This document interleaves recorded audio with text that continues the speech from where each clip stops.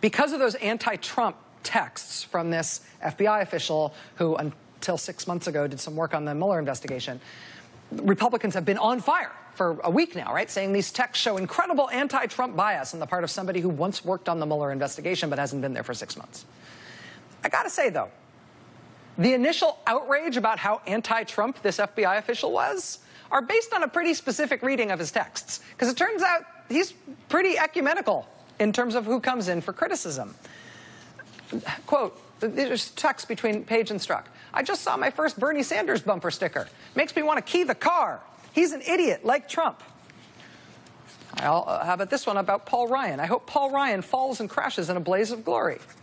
And poor Martin O'Malley. Martin O'Malley is a freak show. I don't know what he did to deserve that. God, Trump is a loathsome human, yet he may win. Good for Hillary. It is. Would he be a worse president than Cruz? Trump? Yes, I think so. I'm not sure. Here's one where Strzok says that he might vote for Trump. Quote, okay, I may vote for Trump. He was pretty much calling for death for Edward Snowden. I'm a single-issue voter. And then he gives a winky emoticon. There's also negative stuff between the two of them about Richard Clark. There's negative stuff about Black Lives Matter. There's negative stuff about Mitch McConnell. There's more negative stuff about Bernie Sanders. There's some fiercely negative stuff about former Attorney General Eric Holder. There's stuff about Jeff Sessions. There's, as I said, negative stuff about Paul Ryan. There's negative stuff about Chelsea Clinton. There's actually quite a bit of anti-Clinton stuff. Peter Strzok at one point says he's worried about what happens if Clinton is elected.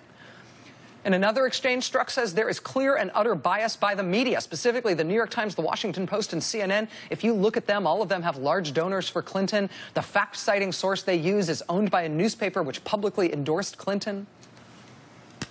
At one point, Peter Strzok says that he is a conservative Democrat who's going to vote for John Kasich.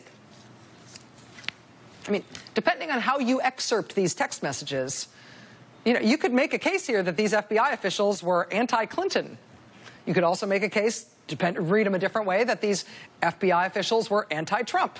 You could also make a case that they're anti-Congress, that they're anti a lot of people in public life. They certainly both express a lot of animosity about Bernie Sanders. Okay. I mean, read holistically, we don't exactly know what these things mean in full context because we've only seen little pieces of them.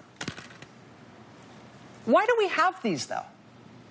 Right? These text messages were part of an Inspector General investigation of the Justice Department, which is ongoing.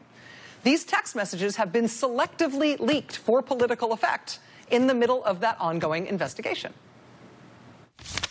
Do you know of any other cases where material in an ongoing investigation were released by the press officer to reporters? I don't know the details, Congressman, but... And are you aware of the IG rule, which says that material in an ongoing investigation cannot be released? Yes, I appreciate that. No, when this inquiry came in from the Congress, we did consult with the Inspector General, and he determined that he had no objection to the release of the material. If he had, I can assure you I would not have authorized the release. Okay. They released material that's part of an Inspector General investigation. What they released is material that the Inspector General obtained, these texts from these FBI officials.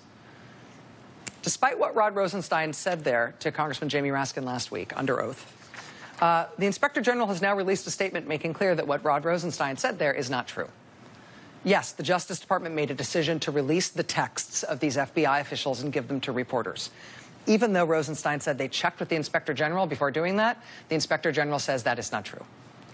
His office was never asked to sign off on giving these things to reporters. So why'd they do it then? Right? This is a serious battlefield as to accountability for the Russia scandal and the future of the Mueller investigation.